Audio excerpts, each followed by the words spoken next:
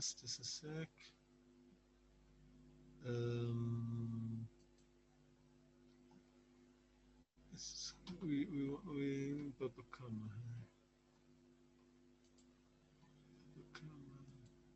Thank you, by the way.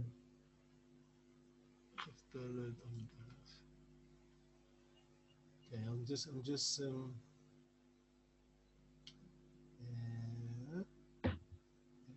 that.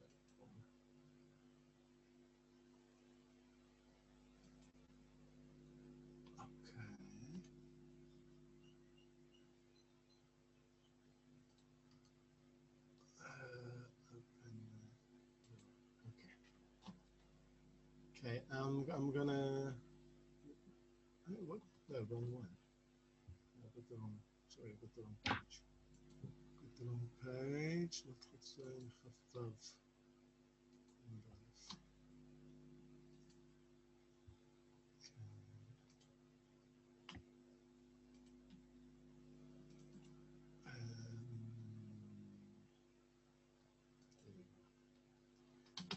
Okay, I'm gonna share screen with you. Okay. Okay, you got it. Yes. Okay, so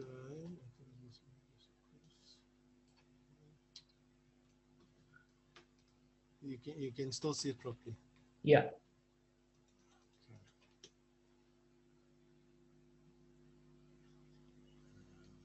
Okay, yeah, there we go. The Bailu over there. Okay, got it. Okay.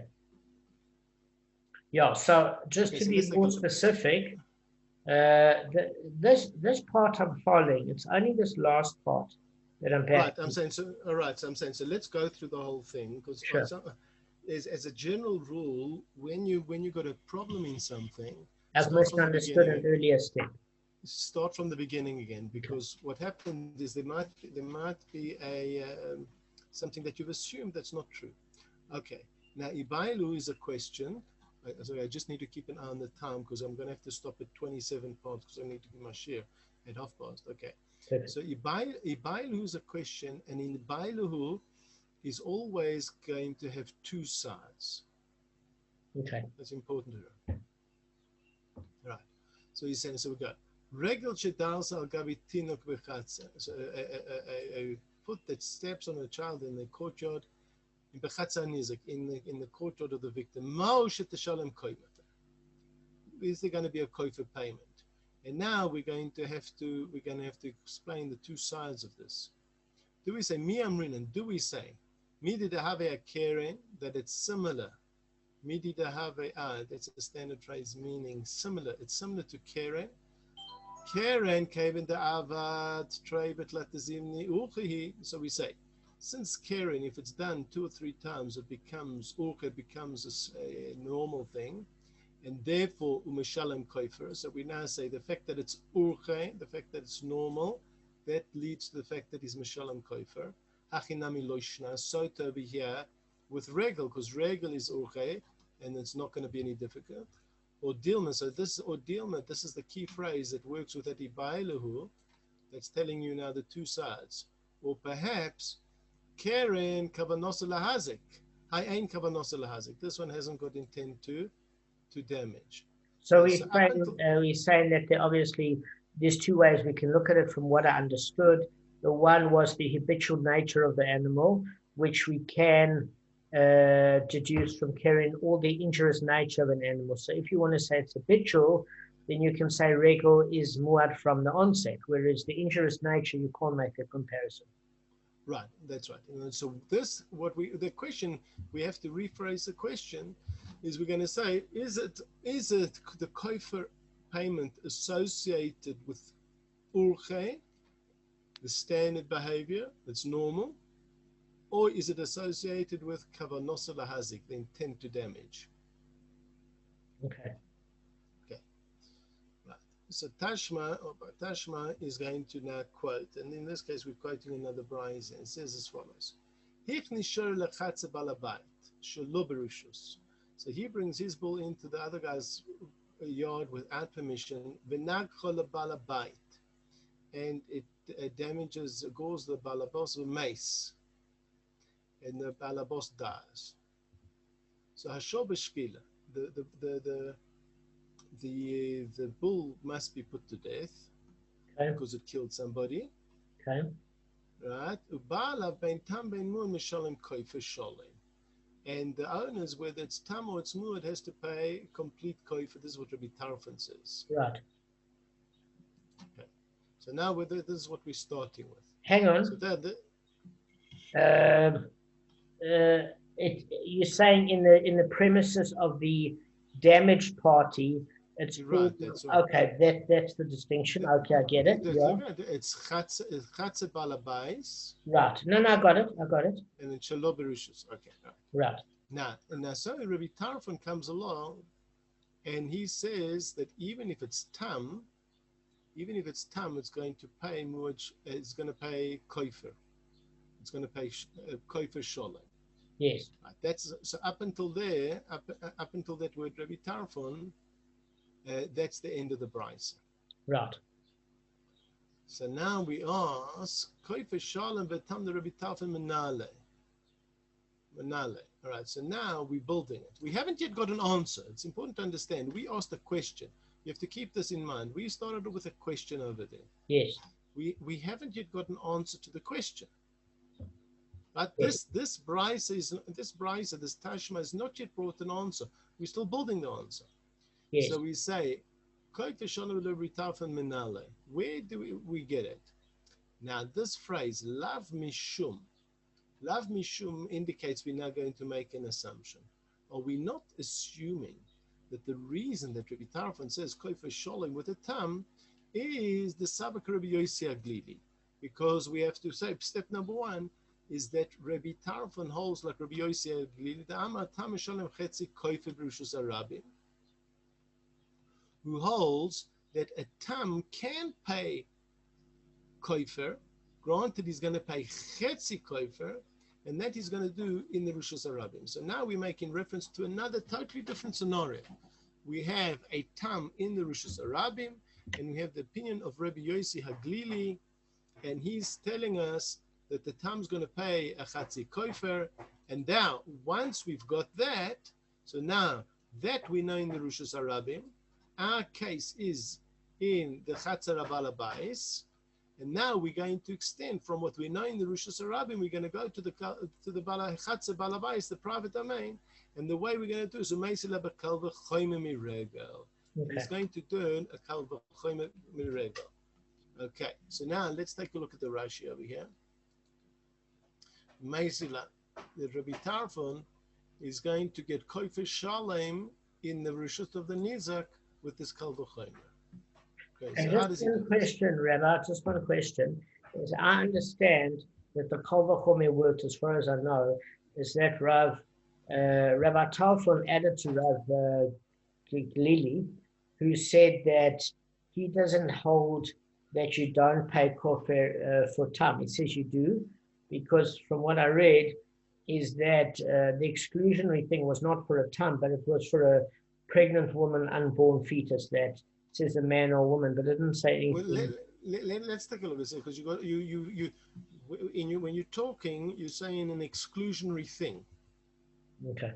So an exclusionary thing needs to be defined a little bit better. Okay. So let's take a look. Kal v'chomer in the Rashi, kal v'chomer from Regel. Okay. Right. So he says, Ki heichi de gama lekeren tam le'inyan nezikin bemas nisim.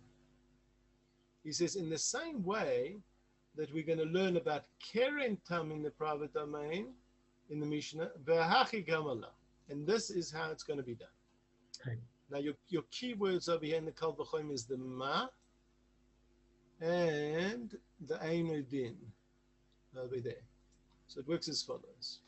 Ma shenk v'regel shifturim b'rishus harabim legamrei. So we've got Shane and Regel are totally exempt in the Rishus Harabim. Nevertheless, Rishus Hanizak koifer shalem.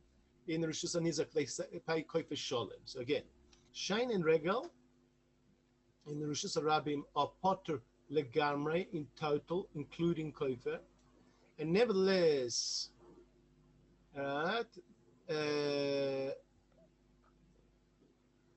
right, in the Rishus HaNizak, they would pay kofer sholem. So we say Keren Shibarishus Rabbi Chatzi Kofer, like Rabbi Yossi Aglili said. Now Keren that has to pay a Chatzi Kofer, Eino Din, does it not follow who? That in the Rishus HaNizak you'll have to pay Kofer Sholem. In other words, we make in this equation between the relationship between public and private, and Shane and Regel on one side and Keren on the other side. Right. So we see. I say now. And he says, now, he says, Midagama Rabbi Tarfon Hachi, being that Rabbi Tarfon makes this derivation, Al Me'ika Koife Beregel. It must be that there's Koife in Regel, the Ilav Hachi, B'may Meisele, because if not, how would he bring it? So now, here's the key thing over here.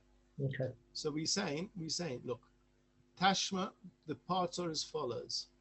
Do you know a better markup thing for PDFs on Windows? Because I've got no markup tools over here. When you mean markup, you mean to zoom in? No. It means that like here, on the thing I use in Linux, if I've got a PDF, I can go and I can put colored highlights on things and arrows, and I can do all types of lekker stuff while I'm busy on the PDF. But, no. I don't know what to use in Windows. Okay.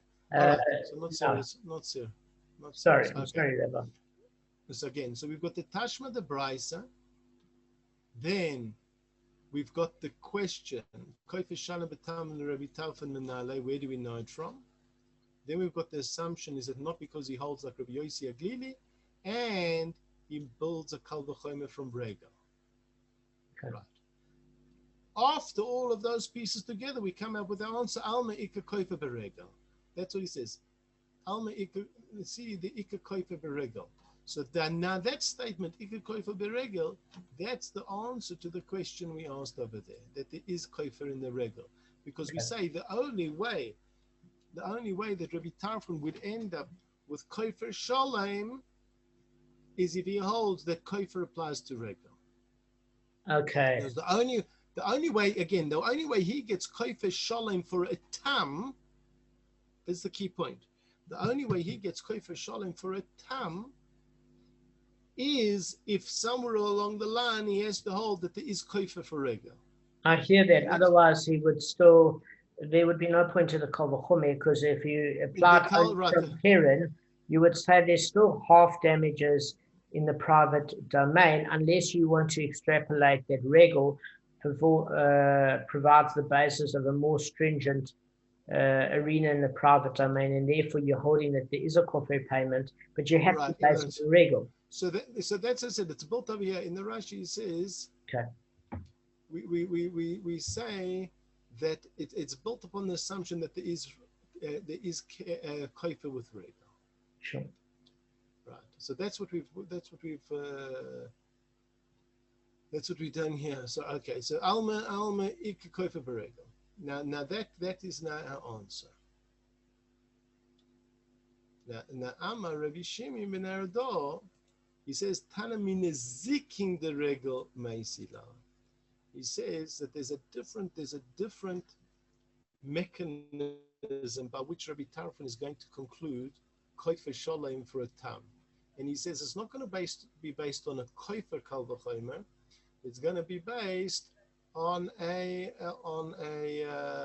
nizikin the regel. So he says Rashi, le'olam leike koifer beregel. There is no such thing as koifer in regel. So now he has to provide an alternate mechanism to get the conclusion that Rabbi Tarfon got. He says v'hachi gama la Rabbi Tarfon. Can you see the same words? Ma and Einodin. Right. Ma regel berushas ramin potter min ziking. Regel is potter from the ziking in the Rishus Harabim. In the Rishus HaNezek, it's nezek sholem. Nothing to do with koifer. Do you see over there? He says they potter from koifer, and here they play koifer. He says nevertheless berushas nezek sholem. So he says. So what it's doing is it's actually Rav Shimi is actually questioning the fact that how could he get it from Regel? He's again the Gemara's assumption was that we have to presume he got it from Regel. I get why. That Regel pays kofer. Here, look, Shane and Regel are potur. Okay. In the Rishus Arabim, in the Rishus they is nezek kofer sholem. In other words, what we wanted to do is we wanted to reverse engineer Rabbi Tarfon. Okay. We reverse engineered Rabbi Tarfon, and we concluded that the only way we can reverse engineer him is if you say that Karen pays, Regel pays kofer. Okay. But now what Rabbi Shimon ben Arado is doing is he's providing an alternate reverse engineering. Okay. And in his alternate reverse engineering, you don't need to come onto the fact that Regel pays kofer. Okay. So what he's doing is he is setting up a relationship between the Rishus Rabim and the Rishus Nizak. Okay, so he's saying that you don't need to take it from Regel. You don't need to reference kofer in Regel. In other words, we reference Regel to establish a relationship between the private and the public domains. Right. That relationship we then transfer to the discussion in Keren, but it's only in Keren. Okay, so what he's saying, let me just see if I understand this correct, is the only reason it mentioned Regel was not because he holds that there's kofer for Regel, but merely to illustrate the fact that there's a stringency in the private domain that isn't apparent in the public domain. That's true. That's correct. Okay. Right.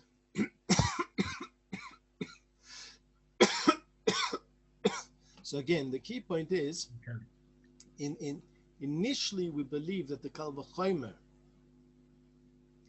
is based that is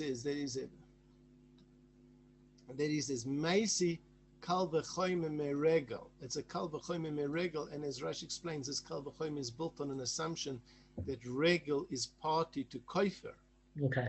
And he says minaziking the Regel. Do you see over here it says May Regel?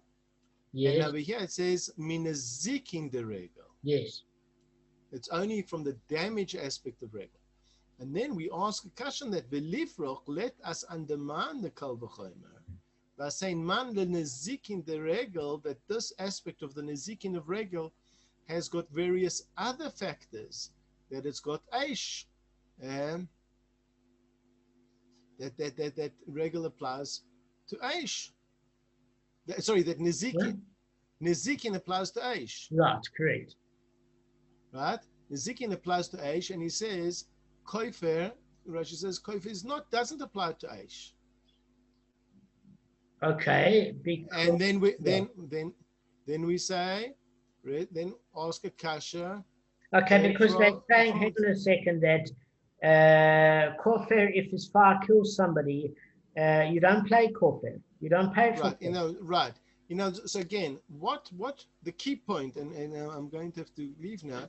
The key point is that Rabbi Shimon and Ardo builds the Kal V'chomer based on Nezikin, as opposed to Kofer. You must understand, Kofer and Nezikin are two separate categories. Right. So Rabbi Shimon ben Ardo is built on the premise that a relationship that we establish in Nezikin, we can I get that. Just that relationship in Kofer. Just one question. I get that completely. I get how he goes through fire. He goes through pit, the stringencies of pit versus fire. He then goes through Maveh for man.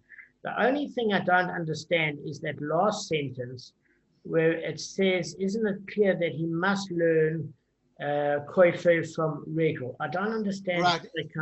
No. So what we do is we attack him from all these different things. He tries to answer, and in the end we say mi kofer de Regel meisilo, We have to go back to the original Kal V'chomer that we proposed, that he learns it out from the Kofer.